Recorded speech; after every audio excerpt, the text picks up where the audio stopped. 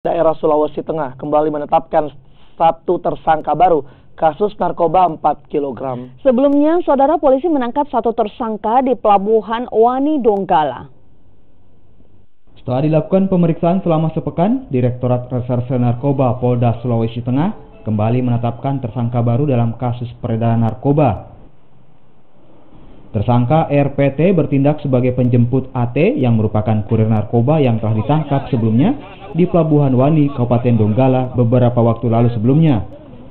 Sementara nakoda dan ABK kapal yang mengantar AT dari Kalimantan Timur akhirnya dipulangkan karena tidak adanya bukti keterlibatan. Ya, jadi untuk yang menjadi tersangka adalah AT selaku pembawa. Ini yang membawa barang bukti dari Kaltim ke Wani. Kemudian penjemputnya adalah RPT. RPT ini yang berada di Palu, yang di Wani. Dari hasil pemeriksaan, kedua tersangka mengaku dijanjikan 20 juta rupiah dari tersangka utama jika berhasil membawa barang tersebut ke alamat yang dituju. Hingga kini polisi masih melakukan pengejaran terhadap tersangka utama pemilik 4 kg sabu.